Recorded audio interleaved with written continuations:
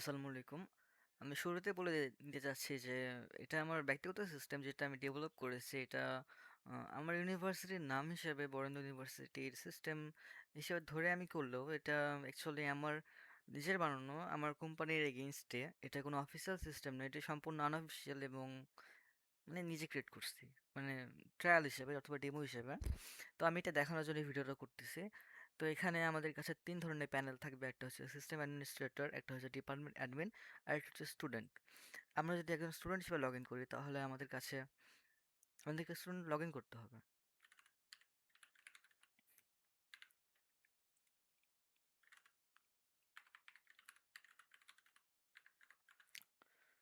তো আমরা এখানে ইউজার নেম অ্যান্ড পাসওয়ার্ড দিলাম। তো লগইন করার পর আমরা অটোমেটিক্যালি ইংলিশে লগইন হয়ে যাচ্ছে, কেননা আমরা এটাকে প্যানেল থেকে অ্যাজ এ স্টুডেন্ট এটা ডিপার্টমেন্ট ওয়াইজ ইংলিশে ছিল। অর্থাৎ এখানে একজন ইউজারকে যে ডিপার্টমেন্ট অ্যাসাইন করবে একজন অ্যাডমিন, সে শুধু সেই ডিপার্টমেন্ট অ্যাক্সেস করতে পারবে। এটা আমরা ক্রিয়েট করতে পারি। এই যে এখানে অ্যাডমিন থেকে এখানে আমরা যদি একজন অ্যাড ইউজার করি, তখন তাকে ইউজার নেম, পাসওয়ার্ড এবং তার রোল কি, সে কি স্টুডেন্ট না ডিপার্টমেন্ট অ্যাডমিন নাকি সে সুপার অ্যাডমিন, সে যদি স্টুডেন্ট হয় সে কোন ডিপার্টমেন্টের এটা আমরা সিলেক্ট করব। সে তখন সে তার জাস্ট এই ডিপার্টমেন্টটাকে অ্যাক্সেস করতে পারবে। তার ডিপার্টমেন্ট কি রয়েছে অ্যাক্সেস মানে কোর্সেস রয়েছে। তো কোন কোর্সে স্টাডি নোটস বুক রেফারেন্স আছে কোনটায় নেই, তো সে দেখতে পারবে এটা।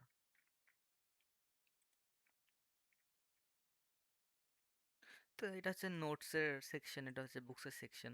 একজন এটা আবার অ্যাড করতে পারবে একজন ডিপার্টমেন্ট অ্যাডমিন। তো আমরা যদি ইংলিশ অ্যাডমিনে লগ ইন করি তাহলে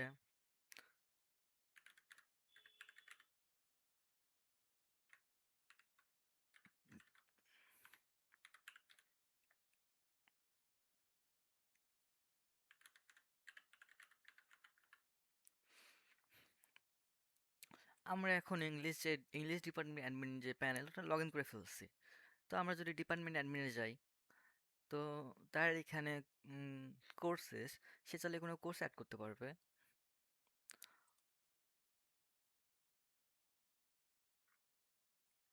অথবা সে চাইলে কোনো কন্টেন্ট অ্যাড করতে পারবে।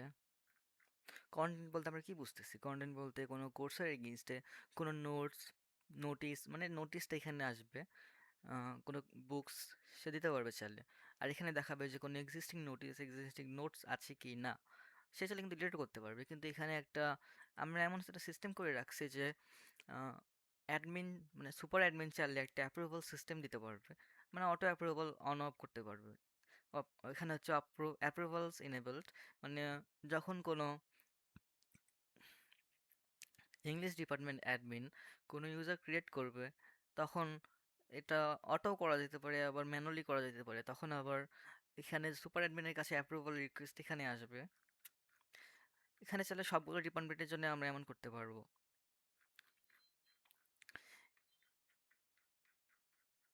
ইম্পর্টেন্টলি আমরা এখানে চাইলে জাস্ট এক ক্লিকে কোনো ডিপার্টমেন্ট অ্যাড করতে পারতেছি। এখানে একটা ডিপার্টমেন্ট নেম আর ডিসক্রিপশন দিলেই সেই ডিপার্টমেন্টটা অ্যাড হয়ে যাবে, লিস্টে অ্যাড হয়ে যাবে। তখন সেটার যদি আমরা যদি ইউজার নেম পাসওয়ার্ড দিয়ে এখানে যদি ডিপার্টমেন্টে, তখন নতুন করে দেখাবে।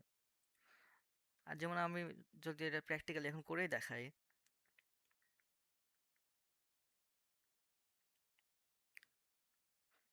আমি আমি ডেমো হিসেবে দেখানোর জন্য এখন পলিটিক্যাল সায়েন্স ডিপার্টমেন্ট অ্যাড করব।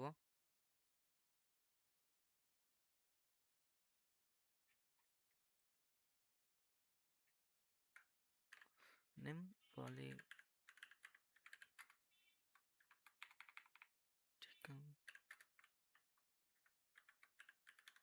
Political science.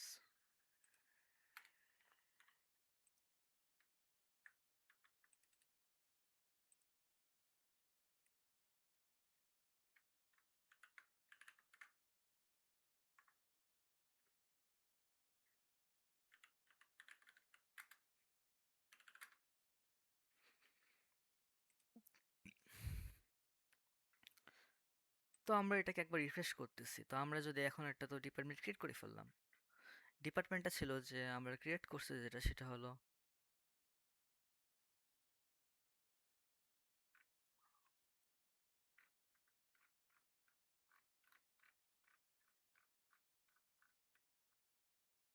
এই তো, এটা হলো পলিটিক্যাল সায়েন্স ডিপার্টমেন্টটা। এখন আমাদেরকে আমরা যদি কোনো অ্যাডমিন ক্রিয়েট করতে চাই, রিসোর্সেস লিস্ট এখন আপডেট হয় নাই, মেবি টাইম লাগবে।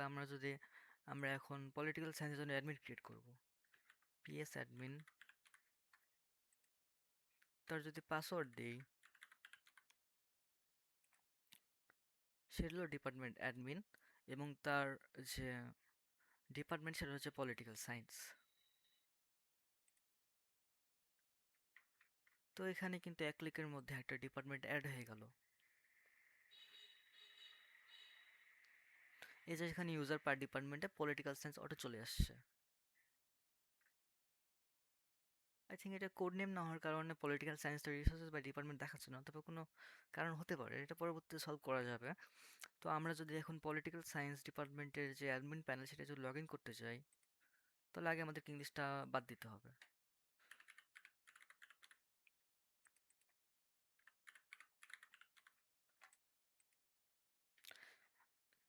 তো আমরা এখানে জাস্ট এক ক্লিকের মধ্যে পলিটিক্যাল সায়েন্সের যে ডিপার্টমেন্ট সেটা ক্রিয়েট করে ফেলছি। যেমন আমরা যে ইউজার নেম লিখছিলাম সেটা হচ্ছে পিএস অ্যাডমিন, অথবা এটা হচ্ছে পলিটিক্যাল সায়েন্স ডিপার্টমেন্টের অ্যাডমিন। সেগুলো ডিপার্টমেন্ট অ্যাডমিন, সেগুলো পলিটিক্যাল সায়েন্সের। এখন আমরা যদি কোনো ইউজার্স ক্রিয়েট করতে চাই, তাহলে আমরা আগে ইংলিশ ডিপার্টমেন্ট স্টুডেন্টটাকে আমরা সাইন আউট করব। এখানে এটা হচ্ছে যে কোনো ইউজারের প্যানেল এরকমই হবে। সে চাইলে এডিট করতে পারবে প্রোফাইল, অথবা পাসওয়ার্ড চেঞ্জ করতে পারবে। তার অ্যাপিয়ারেন্স থিম কেমন হবে, ডার্ক নাকি লাইট। আমরা যখন লগ আউট করি অ্যান্ড একটা ইউজার ক্রিয়েট করি, আমরা আপাতত পলিটিক্যাল সায়েন্স ডিপার্টমেন্টের জন্য যে অ্যাপ্রুভাল সিস্টেম, এটা সেটা চাইলে কোনো অ্যাডমিন রিকোয়েস্ট করতে পারবে সুপার অ্যাডমিনের কাছে, যে আমি চাচ্ছি যে এটা অফ হয়ে যাক। সে যদি রিকোয়েস্ট করে এখানে, এখানে কিন্তু একটা অ্যাপ্রুভাল চলে আসতেছে, অ্যাপ্রুভাল রিকোয়েস্ট। তো আমরা এটা অ্যাপ্রুভ করলাম। তো আমরা এখন একটা স্টুডেন্ট ক্রিয়েট করব পলিটিক্যাল সায়েন্স ডিপার্টমেন্টের জন্য।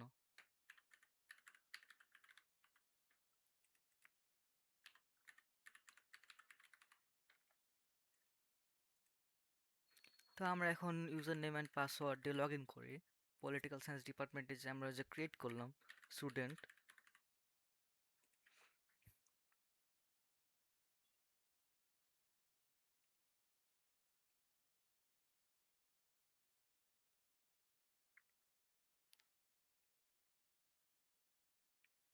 ক্রিয়েট হয় নাই সামহাউ।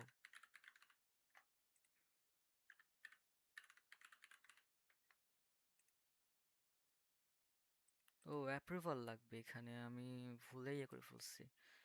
এখন যদি অ্যাপ্রুভাল যেহেতু হয়ে গেছে,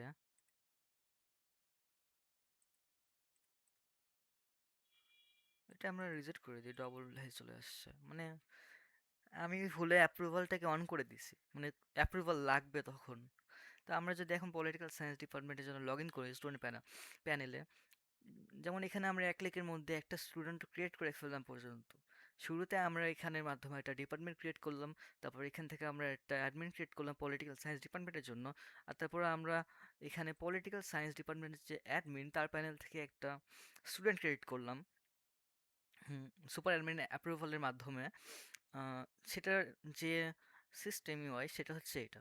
তো আমরা একটা ডেমো দিলেও, এটাও সে চাইলে কিন্তু এখান থেকে তার প্রোফাইল এডিট করতে পারবে, অর্থাৎ তার ফুল নেম, তার ইমেল, ফোন নাম্বার অ্যাড করার সুযোগ পাচ্ছে, এবং সে চাইলে পাসওয়ার্ড নিজের মতো দিতে পারবে।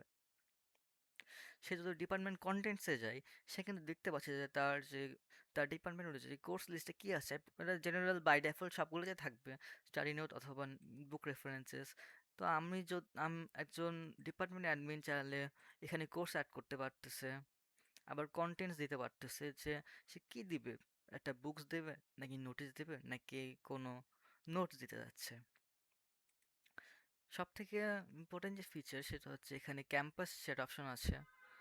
মানে প্রতি ক্যাম্পাসের যে অভ্যন্তরীণ স্টুডেন্টের মাঝে প্রতি ডিপার্টমেন্ট চাইলেই এই যে এখানে চ্যাট করতে পারবে। তো আমরা যদি এখানে যদি ক্যাম্পাস চ্যাটে যাই, হ্যালো যদি লিখি,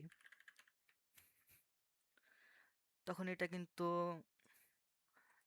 চলে আসতেছে অ্যাডমিন প্যানেলে, যে স্টুডেন্ট কি লিখছে, হ্যালো লিখছে। আবার সুপার অ্যাডমিন প্যানেলে কিন্তু আসতেছে যে হ্যালো লিখছে। আমরা এটাকে ফার্দার চাইলে আরো ইমপ্রুভমেন্ট করতে পারবো ইউআই গুলো, তখন তখন আরো ভালোভাবে সবকিছু দেখাবে ডিপার্টমেন্ট ওয়াইজ। এটাকে এটার উপর আমি ভবিষ্যতে কাজ করব। এখানে বাস ট্র্যাকিং এর অপশন আছে, তো এখানে বাসকে অ্যাড করতেছে। বাস অ্যাড করার সুযোগ পাচ্ছে একজন অ্যাডমিন, যে ডিপার্টমেন্টের, অথবা একজন সুপার অ্যাডমিন, যে মেন অ্যাডমিনিস্ট্রেটর।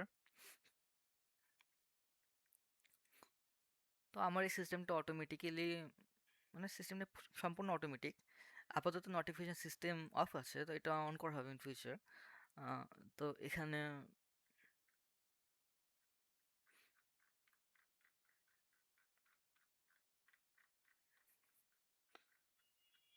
সবকিছুই কন্ট্রোল করার ফিচার রয়েছে।